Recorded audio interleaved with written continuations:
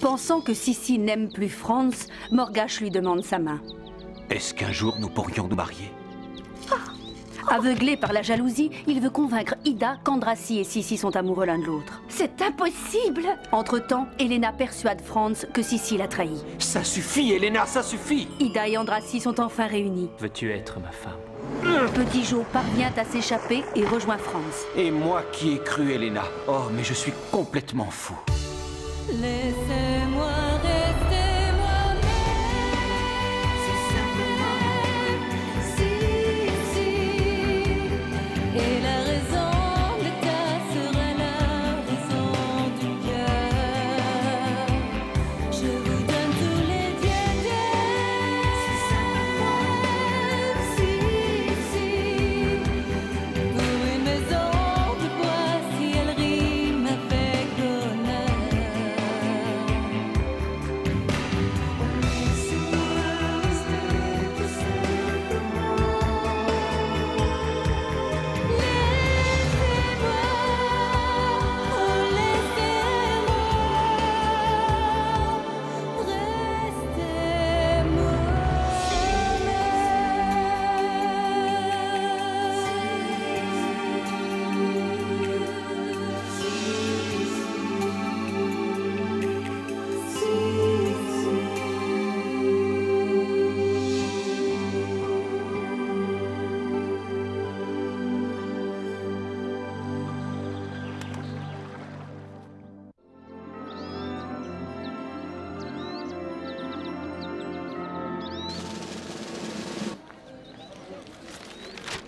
Avis à la population. À l'occasion de la fête nationale de Hongrie, Son Altesse impériale, la princesse Erzsébet, remettra les clés de la bonne ville de Budapest à ses amis Gyula Andrassy et Ida Ferenczi. Oh, bravo! Bravo! Oui! Bravo! Les clés de Budapest dans les mains d'une Hongroise. C'est un grand jour pour la Hongrie.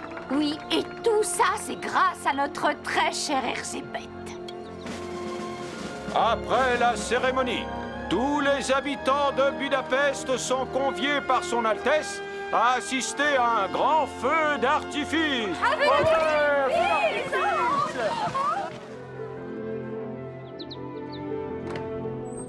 Oh, Sissi, ta robe est magnifique.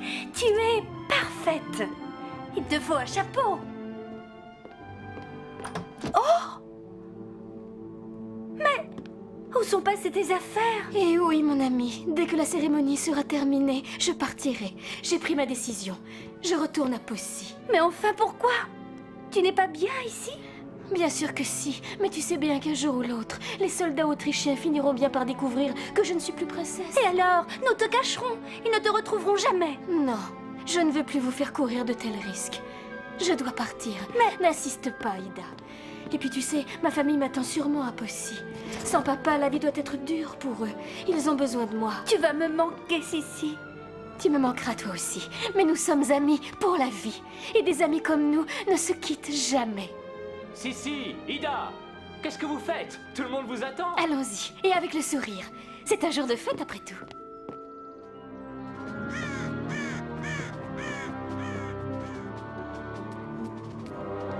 Hein? Alors, la flèche, c'est ainsi que tu t'occupes du château pendant mon absence? Monsieur le comte. Monsieur le comte a passé un agréable séjour à Schönbrunn. Un agréable séjour? Un séjour exécrable, ça oui! Cette maudite Elisabeth et ses amis ont déjoué tous mes plans. À l'heure qu'il est, elle a sûrement épousé le prince Franz. Tout est fichu. Jamais je n'aurais Poissy, jamais. Allons, monsieur le comte. Ne vous laissez pas abattre. J'ai quelques nouvelles qui devraient vous remonter le moral. Premièrement, tout le monde raconte au village que la femme du duc Max n'a plus un sou pour nourrir toute sa famille. Même que la duchesse Ludovica sera bientôt obligée de vendre Poissy. Tu me racontes n'importe quoi, la flèche. Je te le répète encore. Elisabeth est la femme du prince Franz, le futur empereur d'Autriche. Elle est riche. tellement riche que c'est elle qui pourrait racheter mon château si elle en avait envie. Oh! Et voici la deuxième nouvelle. Un messager de Schönbrunn l'a apporté exprès pour vous, monsieur le comte. Donne-moi ça! Très cher comte Arcas, toutes mes félicitations pour le succès de votre mission. Notre plan a fonctionné à merveille. Le mariage entre la princesse Elisabeth et le prince Franz est définitivement annulé. Et le duc Max, son père, a été envoyé en exil dans un lieu secret d'où il ne reviendra jamais. Veuillez accepter cette modeste récompense en reconnaissance de vos bons et loyaux services. Signé Sotornik. Une modeste récompense? Je les ai déjà comptés. Il y a 10 000 florins en or dans ce coffre. Combien dis-tu? 10 000 florins or? Mais alors... Eh oui, monsieur le comte, le mariage d'Elisabeth a été annulé. Le duc Max en exil? Sa famille est sans le sou. Bossy sera à moi, enfin. Et attention, monsieur le comte, de la courtoisie, de la gentillesse. Oui, ça va, la flèche, j'ai compris. Voilà, on arrive. Maman, c'est le comte Arcas.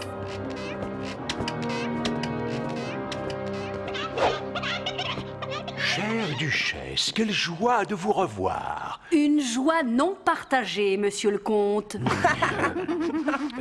J'ai appris vos malheurs.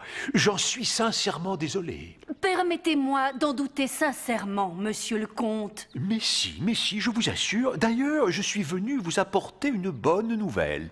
J'ai rencontré monsieur le duc. Max, vous l'avez vu? Comment va-t-il? Bien, très bien.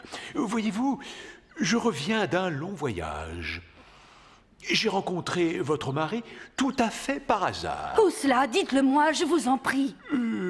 À Paris. Max a été envoyé en exil à Paris? Non, bien sûr. Figurez-vous qu'il a réussi à s'échapper.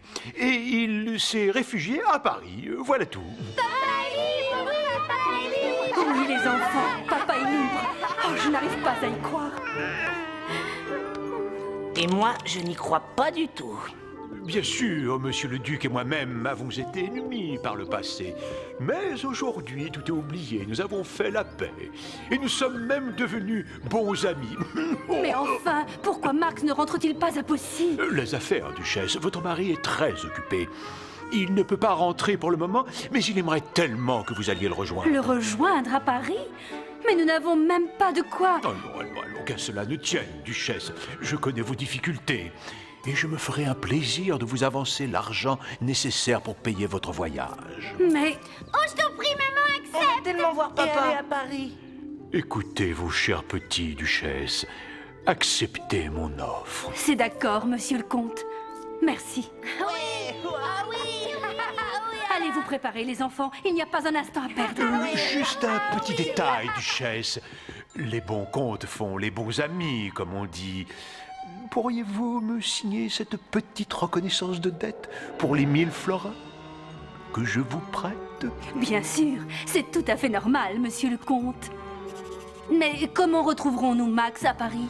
Ne vous inquiétez pas, duchesse, je m'occupe de tout. Je vais lui télégraphier et il vous attendra à la gare.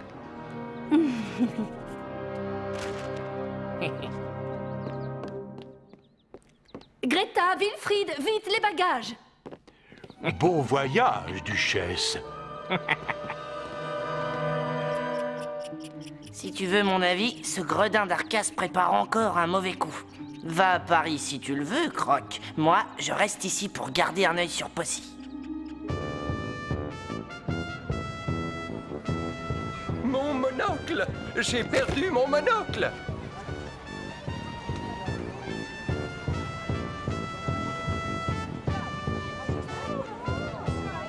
Voilà la princesse. Vive Erzébet! Vive Ida! Vive Andrasile!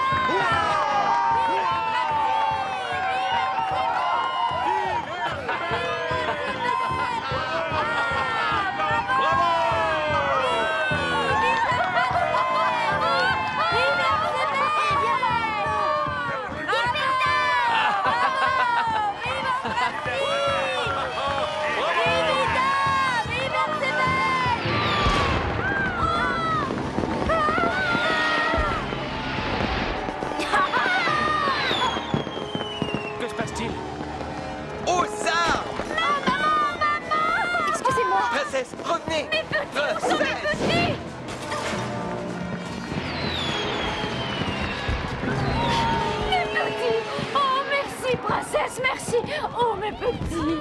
Ah! Soldats, en formation par 2. Repli immédiat sur la caserne. Mais enfin, commandant, qu'est-ce qui vous prend? Il me prend que vous venez d'échapper à un attentat, princesse. Je savais bien qu'on ne pouvait pas faire confiance à ces Hongrois. Il faut prévenir Vienne immédiatement.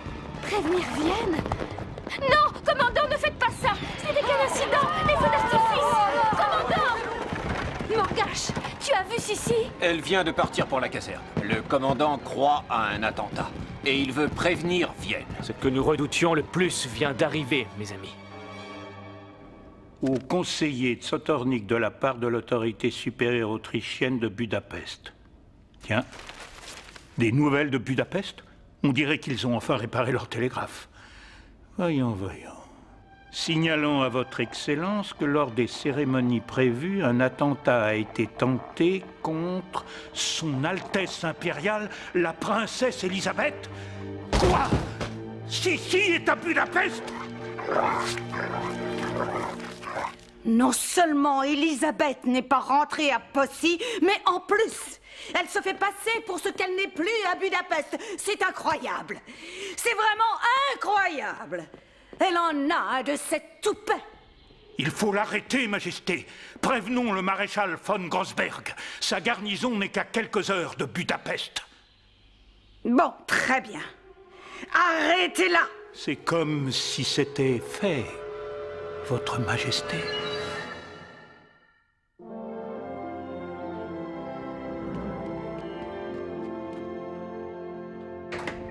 Commandant, c'est un affreux malentendu.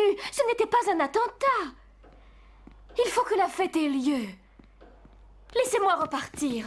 C'est hors de question, princesse. Commandant, les rebelles, enfin les ex-rebelles, demandent à vous parler. Quoi? Pas un pas de plus? Mais enfin, commandant, ce sont mes amis.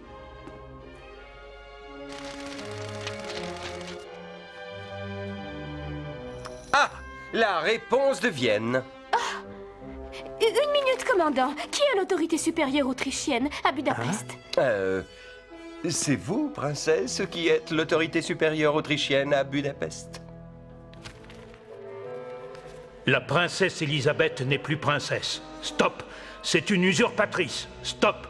Arrêtez-la ainsi que tous ses complices et remettez-les au maréchal von Grossberg dès son arrivée. Stop. Alors, princesse? Écoutez ça, commandant. Pas de panique. Stop. Préservez la paix à tout prix. Stop.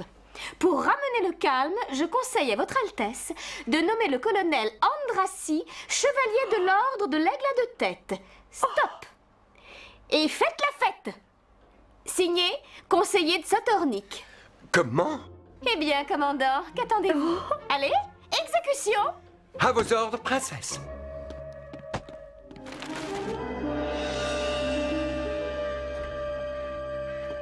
Alors, conseiller, des nouvelles de Budapest? Le maréchal von Grossberg est en route, Majesté. Les rebelles seront rapidement écrasés. Et Sissi? À l'heure qu'il est, l'usurpatrice est probablement sous les verrous. Je me demande bien quelle sera la réaction de Franz quand il apprendra la trahison de sa fiancée. À propos, conseiller, sauriez-vous où est mon fils? Je me demande bien où il est encore passé.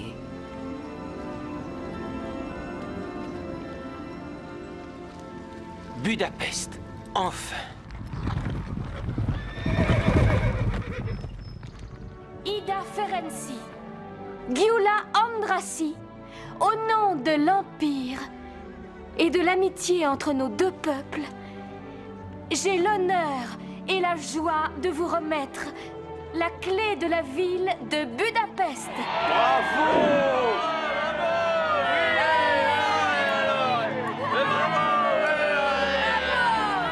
C'est un grand jour pour la Hongrie. Grâce à la princesse Erzsébet, les Hongrois et les Autrichiens ont fait la paix et le peuple hongrois est redevenu libre. Tommy! Tommy! Tommy! Tommy! Tommy! Tommy! C'est incroyable. Tommy savait pourtant que nous partions. Ce garçon choisit toujours le plus mauvais moment pour disparaître. Mais nous ne pouvons pas partir sans lui. Il le faut bien pourtant, ou nous allons manquer le train. Allez, Wilfried, en route. À bientôt, Greta. Au revoir. Occupez-vous bien de Tommy, Greta. Comptez sur moi, Madame la Duchesse.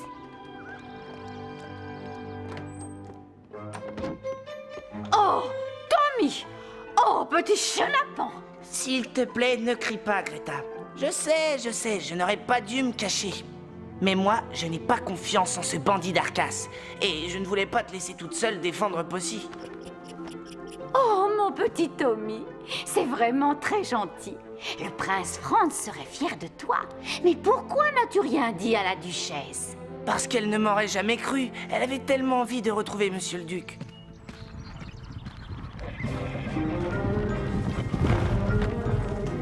Maréchal von Grossberg. Exécuté. Avez-vous exécuté les ordres de Vienne? Affirmatif, maréchal. Tout est réglé. Le colonel Andrassy a été décoré de l'ordre de l'Aigle à 2 têtes et la princesse vient de lui remettre la clé de Budapest. Quoi? Quoi?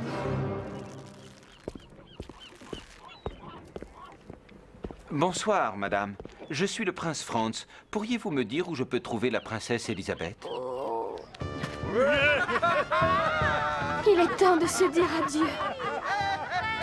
Rentrons à la maison. Je vais t'aider à faire tes valises. Viens.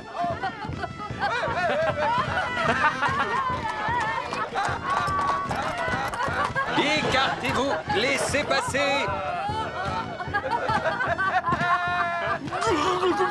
Triste. La princesse, je veux dire l'usurpatrice, elle n'est plus là, maréchal. Et si vous ne la retrouvez pas, commandant, vous serez dégradé au rang de caporal. L'impératrice a exigé l'arrestation immédiate d'Élisabeth de Bavière. Elle est considérée comme une dangereuse criminelle. Oh, nous pouvons peut-être aller voir du côté de la maison d'Andrassy. Qu'est-ce que c'est que cette blague? La princesse n'est pas une criminelle. Même qu'elle a libéré la Hongrie et sauvé mes 2 petits. Dis, maman, ils ne vont pas lui faire du mal à notre princesse. Certainement pas. Dépêchons-nous, il faut prévenir tout le monde. Pardon, monsieur. Je suis le prince Franz et je cherche la princesse Elisabeth. Touchez le colonel Andrassy! En avant! Sus aux soldats autrichiens! Voilà, tout est prêt. Oh, mais que se passe-t-il?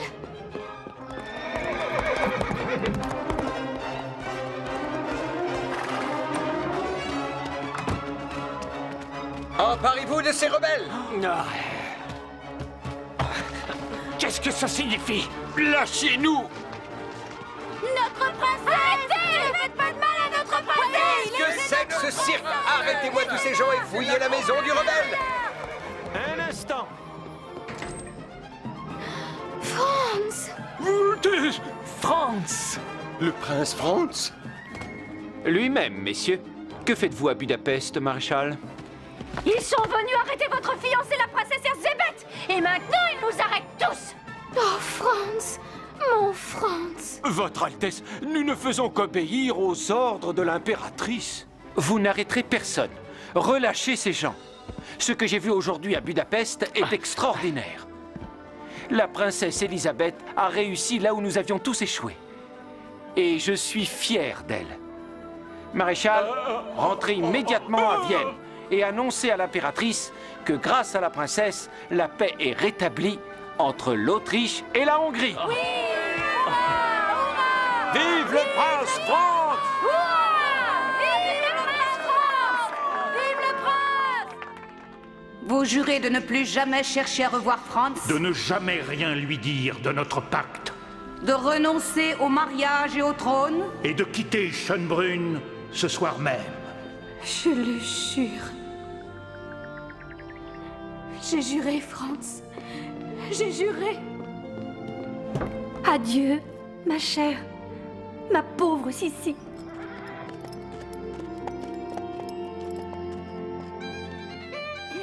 Eh bien, Franz, on peut dire que vous êtes arrivé à temps.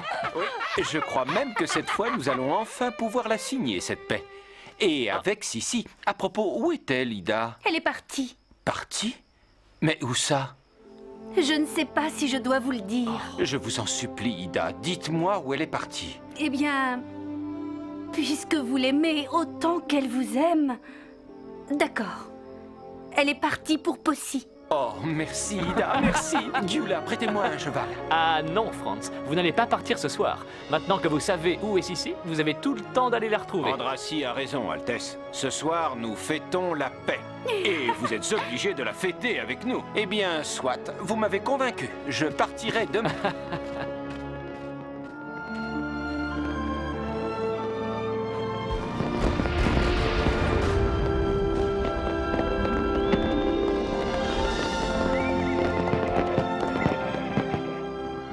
Au revoir, Budapest. Allons, tempête, à Possi.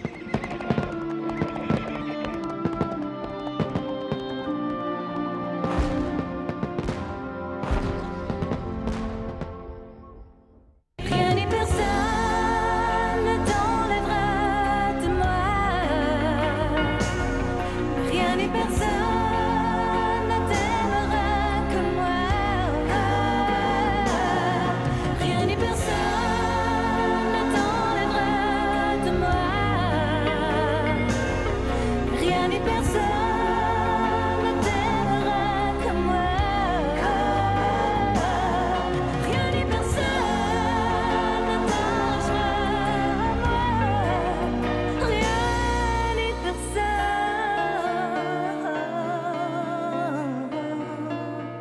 Rien ni personne. Rien ni personne.